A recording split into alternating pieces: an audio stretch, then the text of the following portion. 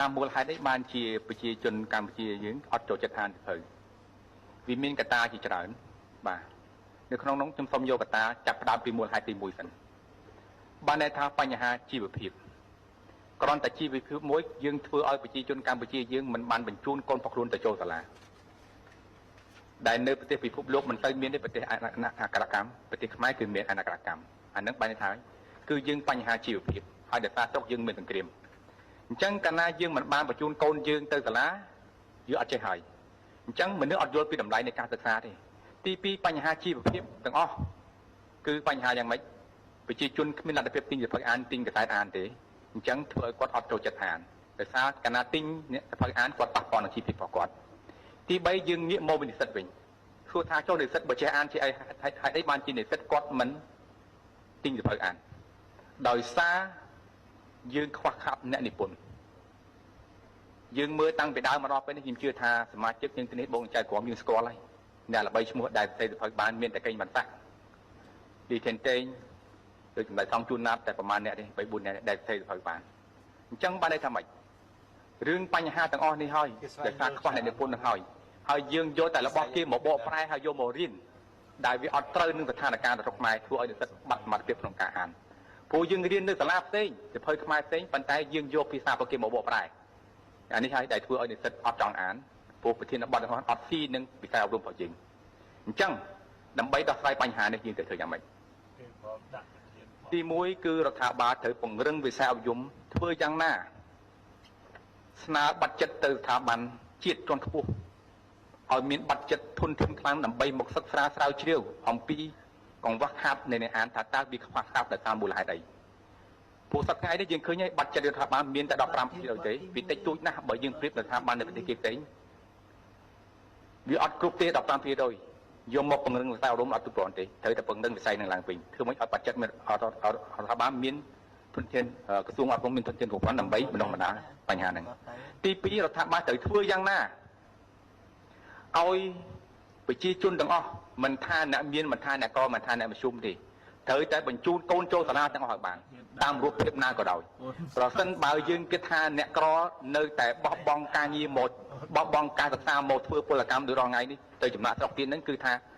គឺនៅតែអត់មានអ្នកអានគឺនៅអត់មានទេអញ្ចឹងត្រូវធ្វើយ៉ាងណាក៏ដោយគឺថាអ្នកក្រអ្នកមធ្យមអ្នកមានត្រូវតែចូលទៅក្នុងសាលាទាំងអស់បន្ទាប់ពីទៀតតម្រោះស្រាយធ្វើយ៉ាងម៉េចរាជរដ្ឋាភិបាលជាពិសេសដឹកនាំបូកនឹងស្ថាប័នទាំងអស់ជាពិសេសខ្ញុំគិតថាកិត្តិយសទីនេះសិតតែបង្កើតតឡាខ្លួនឯងត្រូវតែលើកទឹកចិត្តអ្នកនិពន្ធយើងចងក្រងអ្នកនិពន្ធឲ្យបានច្រើនបើយើងមិនចងក្រងអ្នកនិពន្ធទេដើម្បីសរសេរសៀវភៅបានល្អទេយើងនៅតែអានផុសគេហ្នឹងអញ្ចឹងអ្នកដែលអាននៅតែអត់ចង់អានហ្នឹងហើយតើយើងលើកទឹកចិត្តយើងលើកទឹកចិត្តអ្នកនិពន្ធតាមរបៀបណាដូចលោកពូខាងអ្នកនិពន្ធសួរថាគាត់ទទួលបានអីហើយសប្តាហ៍ហ្នឹងគាត់សរសេរសៀវភៅបានមួយក្បាលមកគាត់ទទួលបានអីហើយបាទអត់ទទួលបានអីប្រហែលទេបាក់ទឹកចិត្តអញ្ចឹងយើងត្រូវតែលើកទឹកចិត្តយើងឲ្យពានរង្វាន់គាត់យើងត្រូវឲ្យប្រាក់ខែគាត់ច្រើនយើងត្រូវចងក្រងអ្នកចេះព្រោះអ្នកចេះយើងទៅរៀននៅក្រៅប្រទេសយើងមានច្រើនណាស់មិនមែនអត់មានទេក៏ប៉ុន្តែយើងខ្វះការចងក្រងគ្នាដោយសារយើងបង្កើតស្ថាប័នផ្សេងយើងអត់ចេះសហការគ្នាតែសេសភៅមួយជាស្តង់ដារសូម្បីតែសប្តាហ៍ថ្ងៃនេះស្តង់ដារឯកសារទូទៅប្រើប្រាស់ភាសាគោលមិនទាន់មានភាសាស្តង់ដារណាមួយដែលយើងអាចប្រើប្រាស់ជា global line សម្រាប់ប្រទេសកម្ពុជាទាំងនោះអត់មានទេពួកខ្ញុំជាអ្នកកាន់ហេតុចរខ្ញុំទទួលស្គាល់ខ្ញុំឃើញពិនិត្យឃើញថាការងារមួយចំនួនសំបីតែការប្រាស់ភាសា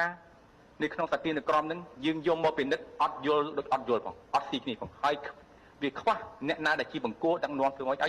យទឹកការស្រាវជ្រាវផលិតនិពន្ធបានច្រើនបាទអរគុណចា៎អរគុណច្រើនសម្រាប់បេក្ខជនទី1បាទក្រោយពីបានស្ដាប់លោកគ្រូបណ្ឌិតតាន់មុនីវ៉ាន់បានធ្វើការបកស្រាយអំពីបញ្ហានៃការកំសោយការអាននៅក្នុងប្រទេសកម្ពុជាយើងមើលឃើញអំពីការបង្ហាញច្បាស់របស់លោកបណ្ឌិតតាក់ទងជាមួយនឹងបញ្ហាបាទដូចជាការកង្វះអ្នកនិពន្ធគឺជារឿងពិតដែលនៅក្នុងប្រទេសកម្ពុជារបស់យើងគឺនៅមានចំនួនតិចតួចមែនតើមកធៀបជាមួយនឹងប្រជាជនបាទអញ្ចឹងអ្នកស្រាវជ្រាវអ្នកនិពន្ធគឺនៅមានចំនួនតិចហើយការខ្វះខាតនេះហើយបើដែលជាកត្តាមួយដែលធ្វើឲ្យកង្វះឯកសារកង្វះអ្នកស្រាវជ្រាវកង្វះអ្នកបាទបង្កើតនៅសិភៅថ្មីហ្នឹងគឺនៅមានចំនួនមិនតាន់ច្រើនទេបើយើងធៀបជាមួយនឹងប្រទេសផ្សេងដែលមានការរីកចម្រើនខ្លាំងនោះយើងមើលឃើញអ្នកនិពន្ធរបស់គេច្រើនអញ្ចឹង ការកង្វះលទ្ធភាពនៅក្នុងការអាននេះតាមរយៈលោកបណ្ឌិតបានលើកឡើងគឺបានត្រឹមត្រូវមែនទែនក៏ប៉ុន្តែខ្ញុំចង់ចូលរួមជា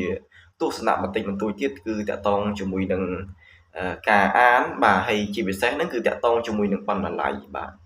ញ្ចឹងជាការពិតដែលការអានពេលខ្លះអ្នកដែលគាត់ចង់អានគាត់មានលទ្ធភាពក្នុងការចង់អានហើយ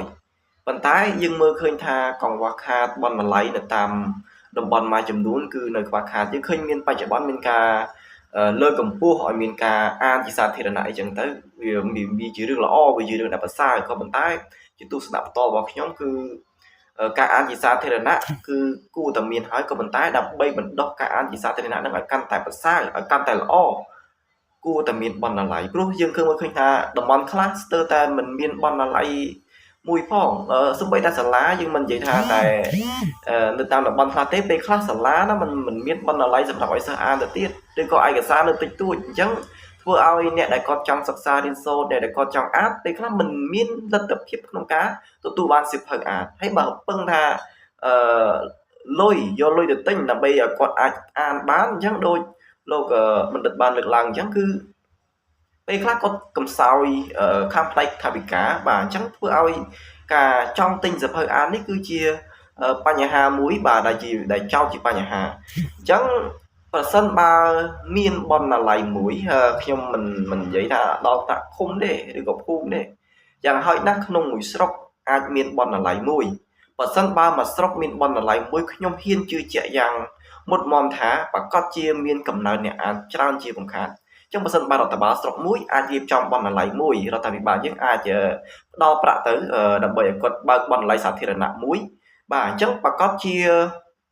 មានអ្នកអានច្រើនហើយមានអ្នកចូលសិក្សាស្រាវជ្រាវច្រើនទៀតផងហើយខ្ញុំជឿថាពេលនោះហើយគឺជាពេលដែលយើងនឹងចាប់ផ្ដើមកើតនៅអ្នកនិពន្ធច្រើនហើយសម្បូរអ្នកស្រាវជ្រាវច្រើនបាទអញ្ចឹងនេះគឺជាទស្សនៈផ្ទាល់ខ្លួនរបស់ខ្ញុំបាទដែលចង់ចូលរួមហើយជាពិសេសគឺការអានហ្នឹងគឺសំខាន់មែនទែនសម្រាប់យើងគ្រប់គ្នាជាពិសេសគឺយុវជនបាទហើយអ្នកសិក្សារៀនសូត្រក៏សំខាន់ដែរបាទអញ្ចឹងការអានគឺសំខាន់អញ្ចឹងដើម្បីលើកកម្ពស់ការអានបណ្ណាល័យគួរតែជាអាទិភាពទី1ដែលគួរតែមានច្រើនសម្រាប់បាទឲ្យអ្នកដែលគាត់ចង់អានចង់ទទួលបានការអានចូលរួមអានហើយអានបានច្រើនទាំងអស់គ្នាបាទអញ្ចឹងសូមអរគុណបងប្អូនទាំងអស់គ្នាសម្រាប់ការតាមដានស្ដាប់នៅការវិភាគទានបាទចំពោះសង្គមរបស់ខ្ញុំបាទអញ្ចឹងខ្ញុំបាទសូមគោរពលា